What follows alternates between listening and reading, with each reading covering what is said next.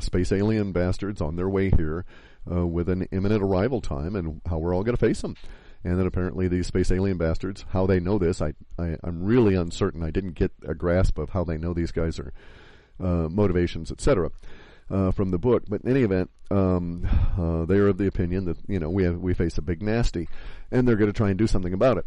So just because we have a catastrophe between now and June does not mean the end of the species. It may mean the end of the species. We're just unaware of the final outcome, so to speak. Any given individual's survival of the upcoming events are going to be entirely within their own karma. Now, I personally think that part of the events are going to be something we've been looking at for a long time, which is the expansion of the planet and the cracking of the Pacific Plate. I now think anyway, that there's real evidence showing that the northern Pacific Plate will participate, that we'll get a big crack up here. This is not good for the islands that are between the northern Pacific Plate crack. These islands include Midway, Hawaii, the Marquesas, all of the Carolines. It'll probably flow that direction is the way I'm thinking, simply because of the rotation of the Earth. It'll more or less go from the pole area to the south, but it'll twist off to the west as the planet is rotating. And so it won't be directly from the north. It'll probably be from the northeast in most cases, and would seem to be the major component that would affect these islands. And it'll also affect the west coast of the U.S. I don't think it'll do Alaska too much damage, because it'll be on the other side of that. There will be some, but not as bad as the tsunami that'll rake down the coast here. This is a supposition.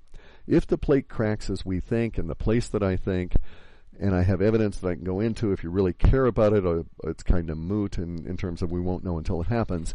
But if that is the case, then the California coast and the Oregon coast and the Washington coast, down through to Baja, likely, are going to not be good places to be. The strike for the United States, for the North America, will be oblique, in that the angle will be from the northwest for us, and headed down to the southeast. The major portion of that thrust will probably be from southern Washington coast into, say, northern Baja, simply because the coast of the U.S. curves out and will meet this thing. So some areas of California, even though the tsunami will be further advanced and have lost some energy by the time it gets there, because they will be reaching out in a higher angle into the angle of incidence of the wave force itself, they will get a higher level of wave than we'll see here in Washington or Oregon. Something to be advised. The Pacific Plate crack may be part of the May, prior to June 1 events. It may occur this year for all I know, and just may be incidental and even a small precursor to a larger event, but it doesn't seem to be good. In any event, and it may be that they'll thwart this. Maybe the 15 and his group of breakaway civilization guys with all these really cool technologies will go on out there and, gently ease apart the plate, and we won't have these incidents. However, that at the moment doesn't seem all that likely. But it does bear thinking about. We have data showing that people are alive and are helping themselves and coming out of this thing in next June. So let's go right into our major component of things, now that we've wasted a whole lot of time here. The world citizenship deal struck me as a really good idea for a lot of reasons. Not only right now, in the present time, with the Zionists going batshit and killing a lot of innocent Semitic people in Palestine, and murdering people right and left everywhere, actually, but also after the event. This is sort of a dual strategy kind of thing. If the government goes away, if the nation-state government that we have now goes away and all these people go in their hidey holes, it would be nice when they came out of their hidey holes that the rest of humanity was fully organized and took away their power and their nation-state status as they're coming out, saying, yeah, you all can come on out and join us, but, we ain't going to have this nation-state domination bullshit anymore. Well, one way out of that is to think about how humans operate. So let's think about a few things here. Humans operate first at the individual level, and then humans operate at a family level, and then humans operate at a clan or a tribe or a community level, and And then they operate at the nation-state level.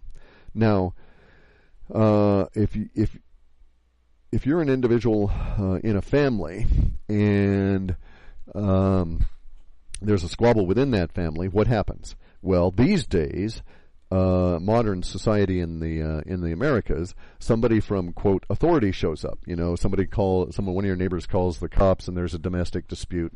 Well, basically, that is the community coming on in and setting the behavior standards for the family. So this is how this works. We've got these like 4 levels: the individual, family, community, and nation.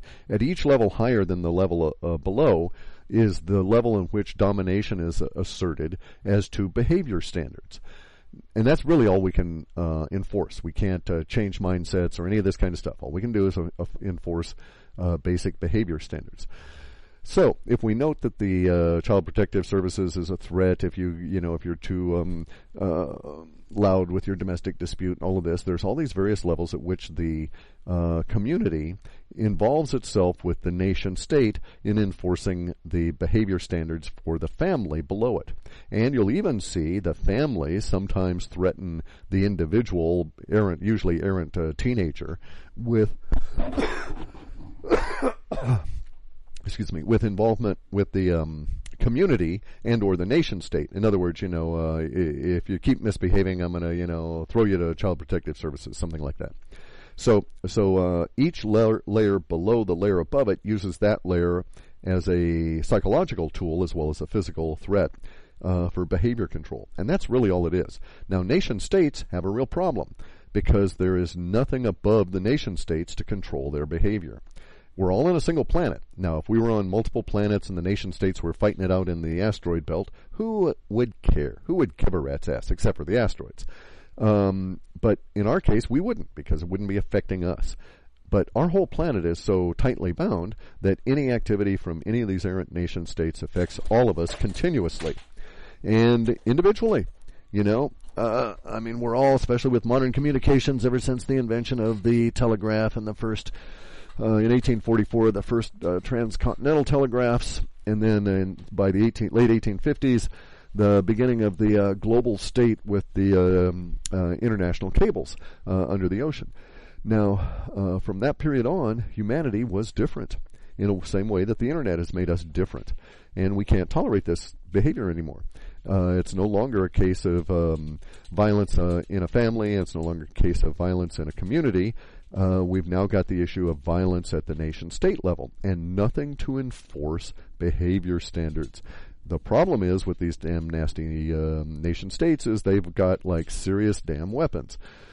16,000 megatons minimum in existence in the region of the Middle East alone, so that they could easily destroy most of the planet just if, the Russians, Chinese, and all these people decided, okay, that's enough. We're going to start chucking this stuff right and left. So basically my contention is we need something. We need something to enforce the minimum accepted behavior standards on the nation states. And that the way to do that, in my opinion, is at a global level, at a world level, since the whole idea of, space aliens, what David Wilcock calls intergalactic management, enforcing our behavior is bullshit. A space alien, even if they were capable of doing so, would not meddle. If they do come on in, it's for their agenda, not for ours. And you can be quite sure of that. And that's what 15 and the guys in the Sands of Time book are all whipped up about, is the thought that there might be these space aliens coming on in for their own damn agenda, about to kick our butts. But in the meantime, caught between the solar system shifting and the unknown survival of our species and then the dreaded space aliens, we also have to deal with the pedophilic bunch of bastard bankster Zionist fuckers that control the planet. Well, here's the thing. We can't do anything about solar system, and until they show up here, we can't kick the aliens in the nuts and send them home. But there is one thing we can do, and that is we can set limits on the behavior in nation states and the pedophilic bastards that use the nation states to keep their power bases going. And we can do so in a rather easy way, and that is by basically opting out. because you don't have to participate with the nation-state madness. True, they claim they own you, but that claim in their own mind and in their legal authority and in everything they've got going for them is entirely based on documentary fiction, on fiction at various different levels, piled on fiction, piled on abstraction, and so on.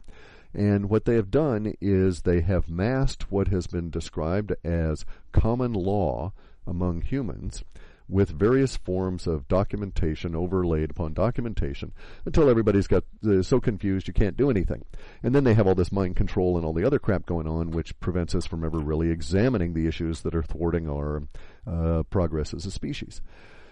So, I sat around a long time, and I know we've got problems coming with these corpo-fascist bastards and their vision of the planet, and besides which they owe me a great debt of pain because of their behavior, in which I won't go into. And so I decided, well, you know, we got a few months here. Let's take a stick and poke these guys and see what we can do. So one way to do this is to find a really good stick.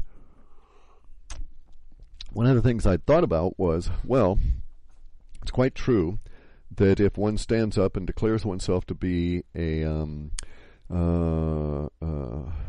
live being, I won't use the Latin, we won't go into that, but if you declare yourself to be a live being with the blood flowing and the lungs breathing and all of that, and not subject to nor surety for the legal fiction that was created at the time of your birth, by the registration process in court, then all kinds of interesting things happen. So we have demonstrable evidence that the nasty, evil bastard pedophilic fuckers that run the planet, that infiltrated Freemasonry, that control the Vatican, that are at the core of the British royal family, and that run the aristocracy within the United States, all of these guys are hugely, hugely vulnerable in one area, and that is documentation. It's kind of like the Vogons in the Hitchhiker's Guide to the Galaxy. Was Douglas Adams telling us something that, without documentation, those guys don't do a damn thing. World's going to end, are about to be shot. Oh, sorry, can't step aside. Got to have the documentation for evasive maneuvers. And that's basically the view that I got of all these powerful people and the mechanisms that work it. Well, I started doing some research, and there were other people that had also arrived at the same series of conclusions. And in 1948, this guy by the name of Gary Davis had reached this set of conclusions that I have, and then come to the conclusion as well that documentation is their vulnerability, and so he started creating his own and insisting that they accept it under their own rules. And here's the thing. They created a whole series of rules that forced them to accept it. And because they are so documentation bound, they're like the Vogons. They look at the documentation, they behave it as though it's actually a real thing there, and they're trapped in their own little mindset. And so in 1948, the United Nations made this Declaration of Human Rights that Gary Davis used as the basis for the world government of world citizens. And here's the thing. I'm not asking anybody to join the world government. I don't give a rat's ass what you do. But if you want a way out, I think this one works. And here's why.